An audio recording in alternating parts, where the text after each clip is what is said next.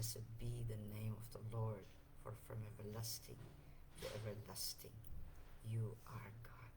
Hallelujah. Thank you, Jesus. Praise thine holy name. Praise thine holy name. Magandang umaga po. Panibagong week po tayo. Araw ng Martes hanggang Huwebes ang ating pag-aaral. Kaya magandang umaga sa lahat ng mga kapatid sa Panginoon, sa Mighty Warriors Christian Fellowship. Magandang umaga sa mga kapatid sa Doha, QICM, ang mga Raised Decent Families, nasa Doha rin, at sa lahat pa po na nagkikipag-aaral sa atin. Welcome po. At ang mga salita ng Panginoon ang magiging tanglaw sa ating buhay. Tayo po'y manalangin. Nakahihigit ang lahat patungkol sa inyo, Panginoon, lalo na inyong salita. Nagagalak ang aming espiritu sapagkat ito'y makakakain. Katulad na rin, Panginoon, sa aming kaluluwa at sa aming katawan. Buuin niyo po kami, Panginoon, nang walang anumang kulang, kundi ang karapat dapat para sa amin sa araw na ito, ang inyong ipagkakaloob. Pinararangalan ka namin, pinasasalamatan, dinadakila, at salamat sa iyong mga salita na pagkain namin araw-araw. Purihin ka at luwalhatiin aming Diyos Ama sa pangalan ng Panginoon Kristo at ang banal na Espiritu na siyang nagtuturo sa amin ito. Amen and Amen. Oh, good morning! Sister Tess Yusi, Sister Evelyn Oblea. Umuulan po dito sa Coffs Harbor. Kagabi po, napakalakas ng hangin. Ngayon naman ay umuulan. But during the day kahapon ay napakainit. Kaya iba-iba po ang weather. Weather din. Hallelujah. So last week po ay meron tayong mga katanungan na itinanong sa ating sarili. Ito ay dahil sa mga bagay na pinag-aaralan natin. Tulad halimbawa na pagharian tayo ng Diyos at mamuhay ayon sa kanyang kalooban. Ibigin ng Panginoon ang buong puso at ibigin ang kapwa gaya ng sarili. Humayo tayo at gawing alagad ang lahat ng bansa. Magpakabanal tayo, anuman ang ating ginagawa. Magpatuloy sa paglago, sa kabutihan at pagkilala sa ating Panginoon Kristo. So yan po ay binigyan natin ng diin last week. At nagkaroon tayo ng mga katanungan na kung ito ba ang mga ay makakatulong sa atin. At tayong lahat ay tumugon ng oo. Siyempre po, lahat ng bagay na sinasabi sa atin ng Panginoon at itinuturo ay magiging mabuti sa ating buhay. Ibig sabihin, magbubunga ito ng mabuti sa ating buhay. Kaya ngayon, magtatanong naman tayo sa mga bagay na ito. So, tingnan po natin ang sinasabi ng scripture ng mga katanungan. Saan natin pagbabasin ng ating katanungan? Last week, meron na tayong pinagbasihan. Ngayon, opening natin sa araw na ito, sa topic na ito ay 1 Corinthians chapter 6 verse 12. 1 Korinto, ika-6 na kabanata, talatang 12. Ito po ang mga tanong na itatanong natin kung ito ay makatutulong sa atin. Sige po, pag-aralan natin ito. 1 Corinthians chapter 6 verse 12. May magsasabi ng ganito. So, alam niyo po yung Book of Corinthians, ika nga, talagang napakarami ng mga katanungan dito sa buhay ng unang mga kapulungan ng mananampalataya.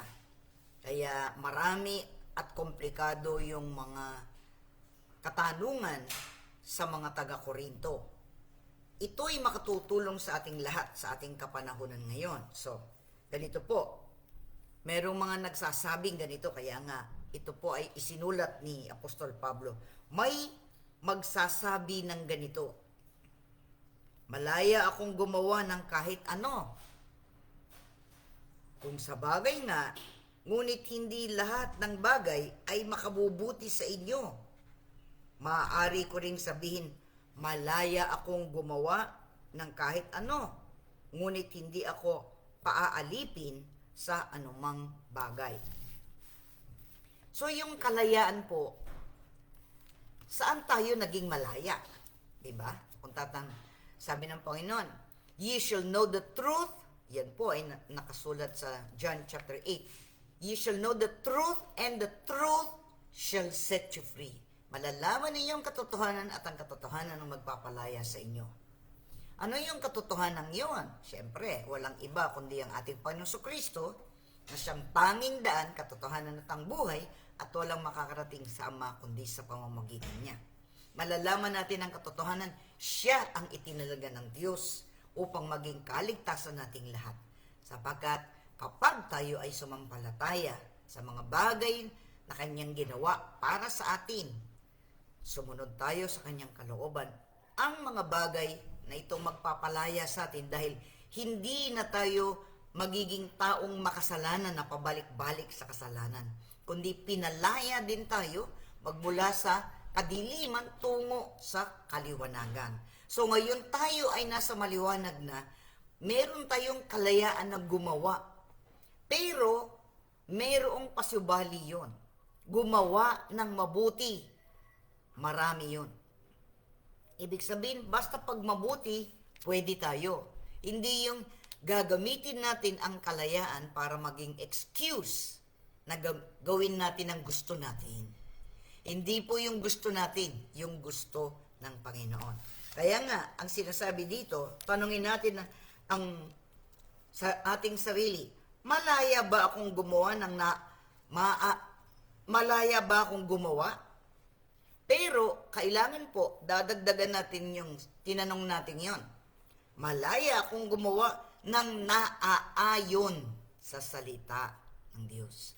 Kaya nga, didiskubrihin natin lahat yan, kung ano ang gusto ng Diyos, kung ano ang ayaw ng Diyos, ano ang matuwid, ano ang mabuti, at ang salita ng Diyos ay nandiyan para basahin natin lahat. At ang witness ng Holy Spirit sa atin, ang patutuo ng banal na Espiritu sa atin, ang siya ring ating gabay. Kasi, di ba sinabi ng Panginoon na ang banal na Espiritu, ang iniiwan niya sa atin, para sa ganon, magturo sa atin sa lahat ng ating gagawin dito sa lupa bilang mga mananampalataya. Kaya nga, meron tayong tagapagturo. At iyan ang banal na Espiritu. He will teach us in all things. Sinabi na yan ng ating Panginoon Kristo sa book of John. Sabi niya, and when the Holy Spirit will come, sabi niya, He will guide you into all truth, sabi niya. Gagabayan niya kayo sa lahat ng totoo. Hindi tayo lilinlangin ng Diyos. Tatandaan niyo po yun. Hindi man lilinlang ang Diyos kailan pa man. Ang panlilinlang ay trabaho ng dyablo at ng mga nasasakupan ng dyablo, ika nga. Ang Diyos hindi siya manlilinlang. He will not do that at all. Lahat ng gawa niya ay matuwid at banal, consistent sa kanyang pag-uugali. Kahit ng ating Diyos ay may kaugalian, hindi niya tayo lilinlangin.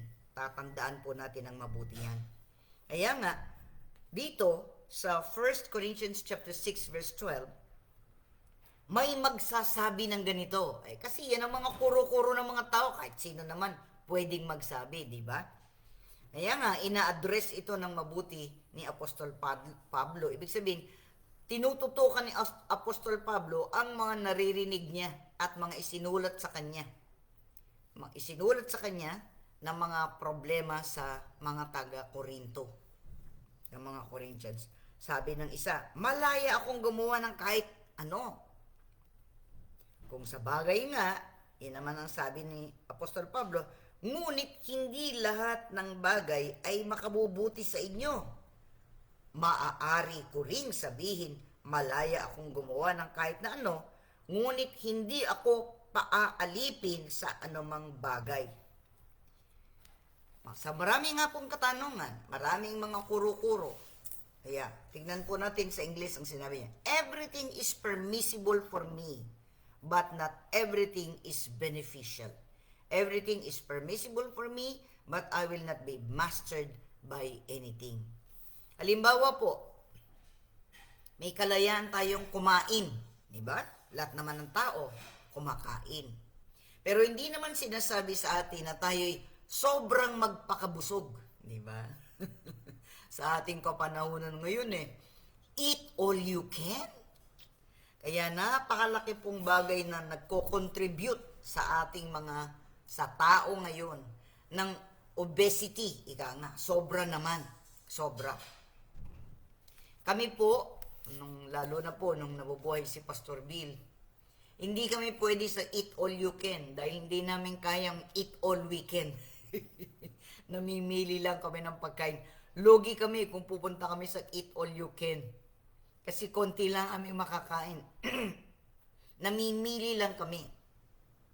Kaya nga, mabuti pang yung ino-order mo na lang. At least alam mo gaano kalaki, gaano kadami na magiging beneficial sa iyo. So, yun po isang halimbawa.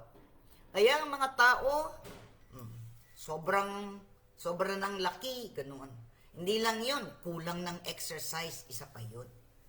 Ang ating pong katawan ay dinisenyo ng Diyos na kumikilos, gumagawa.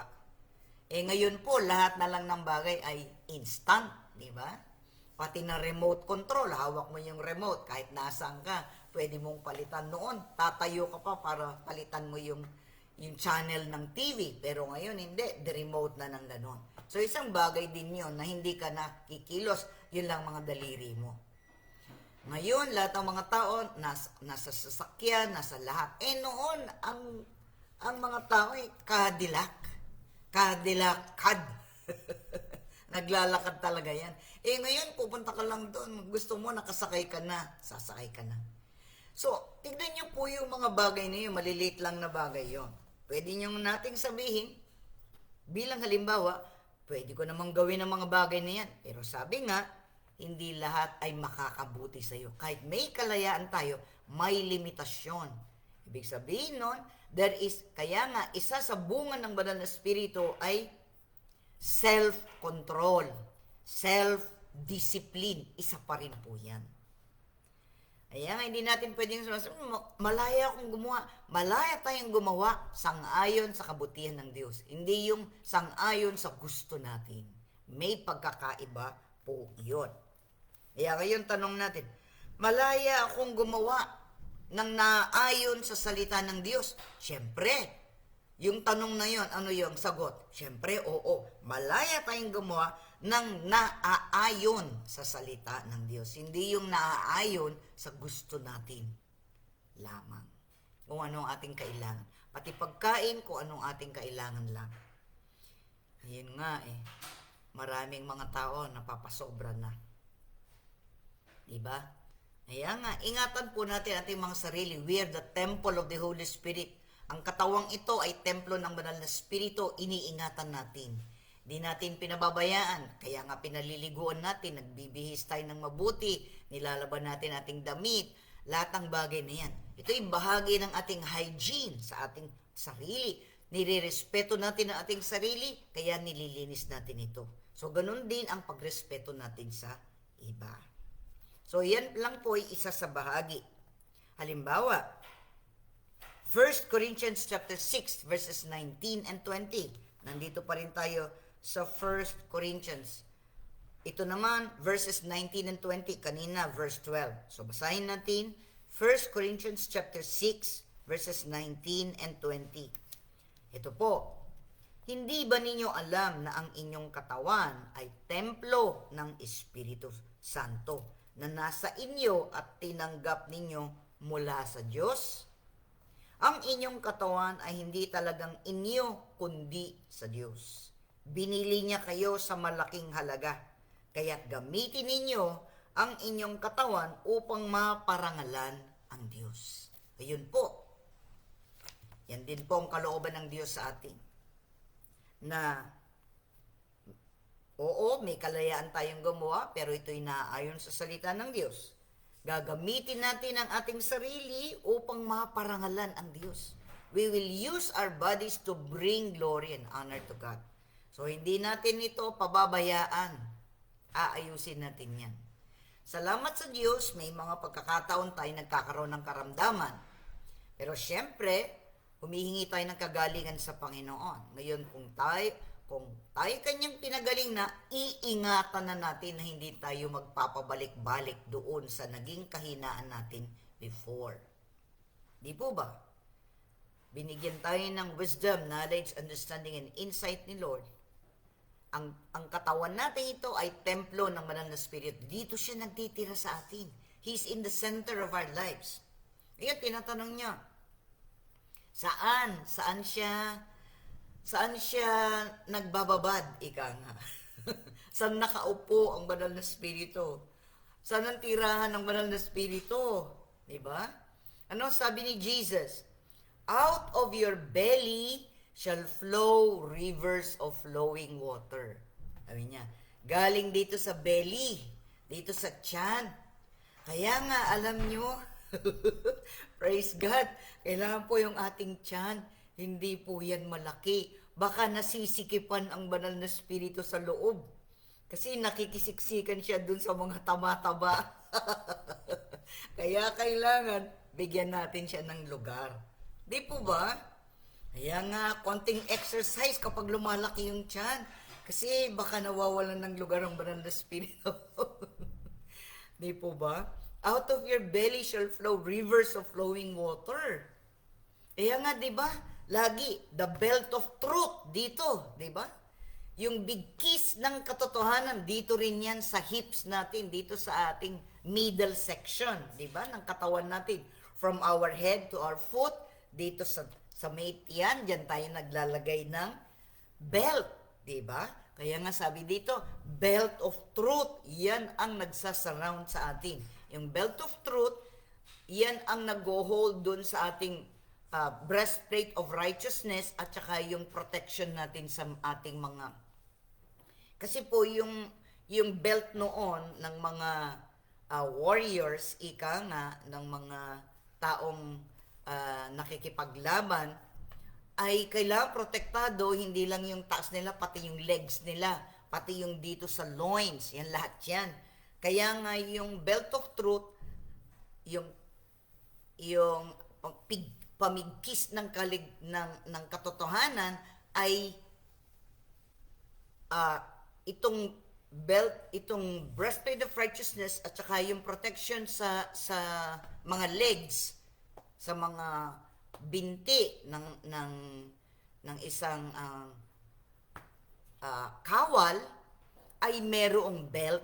It holds together ng upper and lower. Kaya nga yung sentro is laging nasa belly, nandito sa tiyan. Okay po ba? Ouch! Kaya kailangan mag-bending-bending muna para yung tiyan ay hindi lumalaki. Di po ba? Nasabi ko lang po yun. Because the place of the Holy Spirit is here. Kasi nandyan yung mga desire natin, di ba? Gusto kong kumain, gusto kong uminom, gusto kong gumawa nito, gusto kong gumawa niyan. Ay mga desisyon lahat yan na dinidesisyon na natin. Pero sa bawat gusto natin, tatanungin natin, will this bring glory and honor to God? Pati damit natin, lahat. Lahat po ng area ng ating buhay talagang magbabago kapag tayo binago ng ating Panginoong Kristo. Kaya nga, gagamitin natin ang ating sarili upang maparangalan ng Diyos. Gagamitin natin ang katawang ito upang maparangalan ang Diyos. Tignan natin ating sarili sa salamin. Kaya nga meron tayong mirror, tignan natin.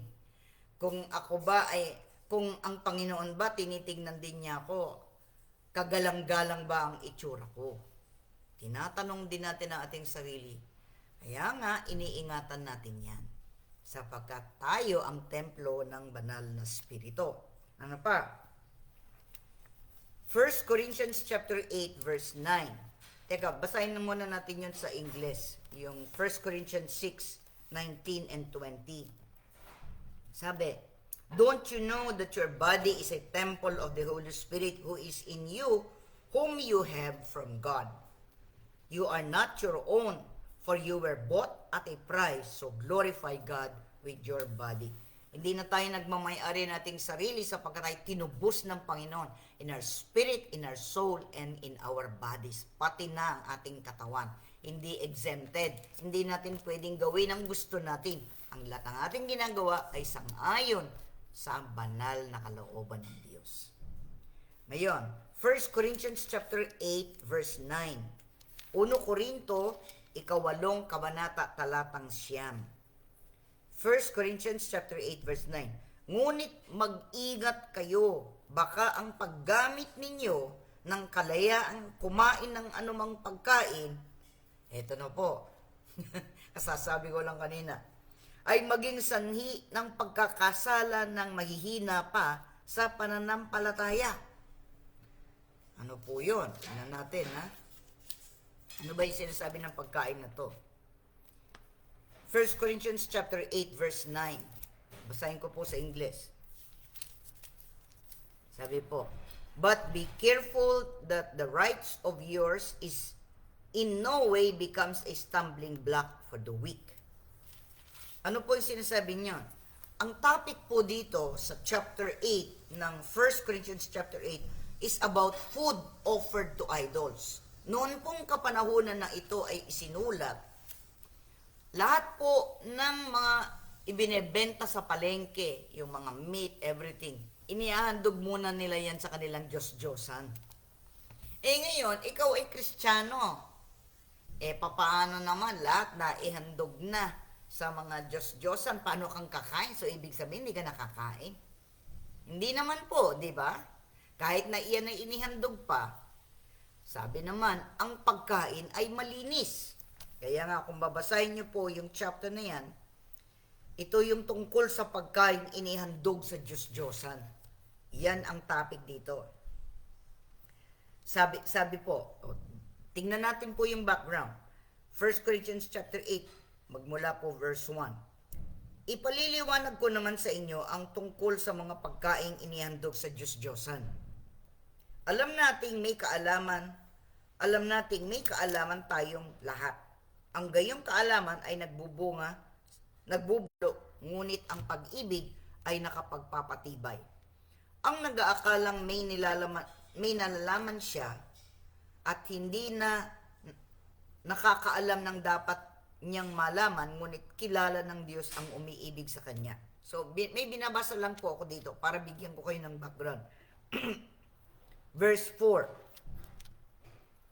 1 Corinthians chapter 8 verse 4, binibigyan ko po kayo ng background sa pinag-aaralan natin. Tungkol nga sa pagkain inihandog sa Diyos-Diyosan. Alam nating walang kabuluhan ang mga Diyos-Diyosan. At iisa lamang ang Diyos, bagamat may sinasabing mga Diyos sa langit o sa lupa at maraming tinatawag na mga Diyos at mga Panginoon, sa ganang atin ay iisa lamang ang Diyos, ang Ama na lumikha ng lahat ng bagay at tayo'y nabubuhay para sa Kanya. Iisa ang Panginoong Kristo at sa pamamagitan niya nilikha ang lahat ng bagay at sa pamamagitan din niya nabubuhay tayo. Verse 7. Subalit hindi lahat ay nakakaalam nito. May ilang nahirati sa pagsamba sa Diyos-Diyosan, kaya't hanggang ngayon kapag kumakain sila ng ganitong pagkain, ang akala nila'y handog pa rin sa Diyos-Diyosan ang kanilang kinakain. Palibhasa'y kulang ang kanilang kaalaman. Nababagabag ang kanilang kalooban sa pag-aakalang sila'y nagkakasala. Hindi dahil sa pagkain, kaya tayo nagiging kalugod-lugod sa Diyos. Walang mawawala sa atin kung hindi tayo kumain ng gayon o ganitong pagkain. At wala ring kabutihang maidudulot sa atin kung tayo may kumain yon. Ito na po tayo, yung verse 9 na binasa po natin kanina. Ngunit mag-ingat kayo, baka ang paggamit ninyo ng kalayaang kumain ng anumang pagkain ay maging sanhi ng pagkakasala ng mahihina pa sa pananampalataya. Ano po yung question na ito? Kasi, kung halimbawa, kung ikaw kumakain ka, hindi ka naman naguguluhan na yung pagkain eh. Di ba pinagpapasalamat nating lahat ng pagkain? So the food is good. Ang pagkain na ibinigay ng Diyos sa tao para tayo maging malakas at matipuno. Kailangan natin yan. Pero ngayon nga, yung question doon ay niandog ito sa Diyos-Diyosan. Anong gagawin natin? God sanctifies our food. Ang Diyos ang nagsasanctify niyan. So we pray, Lord, thank you po. Maraming salamat sa pagkain ito, magbibigay ng kalakasan, kalusugan sa amin. Kahit na anumang elemento yan, kung anong ginawa, paano, inaalis natin lahat yan at hinihiling natin na pagpalain ng Panginoon ating pagkain. O ikaw'y kumakain na mag-isa, o kung family mo, naiintindihan ninyo, kayo mananampalataya. Pero ang nangyayari kasi dito, sabi niya, everything is permissible, but not everything is beneficial. Halimbawa, may nagsabi sa'yo, uy, alam mo, yung pagkain na yan, inihandog yan sa Diyos-Diyosan. Halimbawa, binanggit sa'yo yun. Anong gagawin mo? For the sake of that person, para sa kapakanan ng taong yun na nagsabi sa'yo, huwag mong kakainin yon. Pwede namang kumain ka ng tinapay o pwede namang vegetable salad na lang. So yun, hindi mo na kakainin. Kasi yung nagsabi sa'yo ay binibigyan kanya ng warning na yung pagkain na yon ay inihandog sa Diyos-Diyosan. Pero para sa atin, pwede tayong manalangin at alisin natin ng anumang mga bagay na yan kasi inihandog na natin ating sarili sa Diyos. Pero kung may mahina pang pananampalataya at nakita niyo, sa atin po, sa modern translation ngayon, yung pagkain ng dinuguan. Halimbawa, dinuguan. Sino pong kumakain ng dinuguan? Well, kung kumakain kayo ng dinuguan, hindi kayo husgahin ng hindi kumakain ng dinuguan. Kasi alam natin yun ay dugo. Sa lumang tipan, ang dugo ay ipinagbabawal na kainin. Di po ba? Pero sa bagong tipan, ay sinabi ng Panginoon, lahat ay nilinis na niya. So, kung ikaw ay kumakain noon, hindi mo husgahin yung hindi kumakain, at yung hindi kumakain ay hindi husgahin nung kumakain.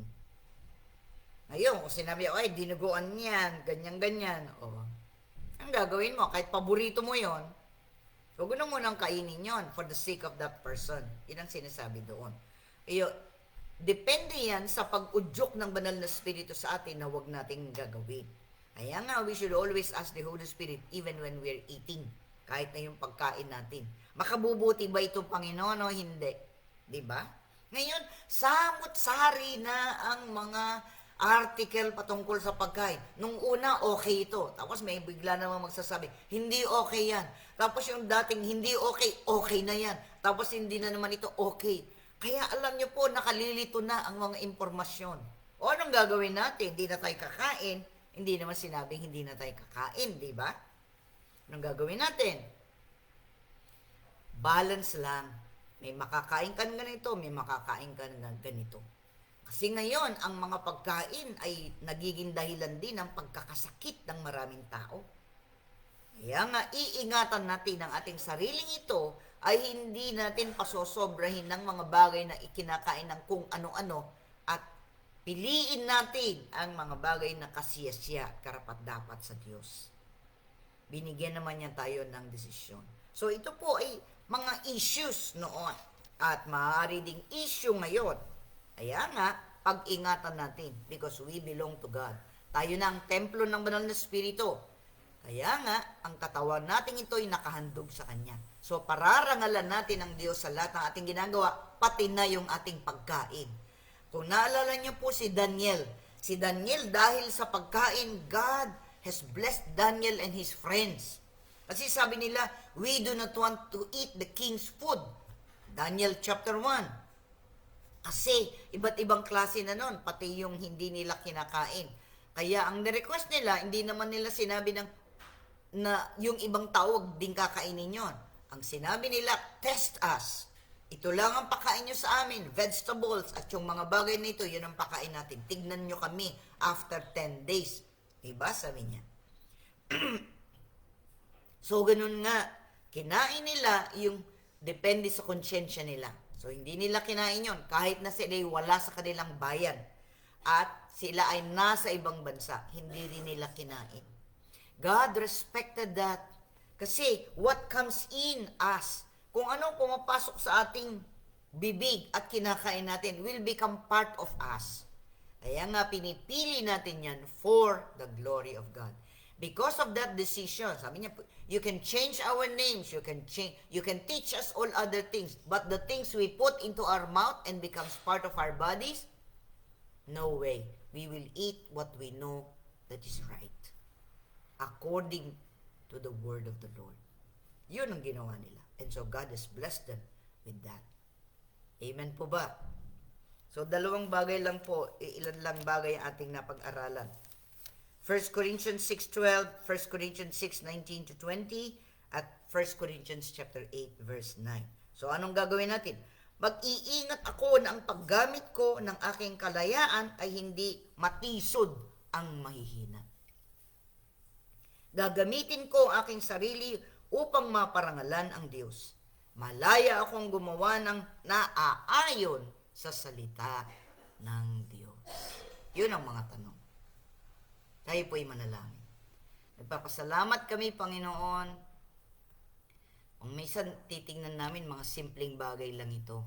Doon sa kasimplihan ng mga bagay na ito, Lord, kailangan lang namin alam kung alin ang tama at kung alin ang hindi masyadong tama.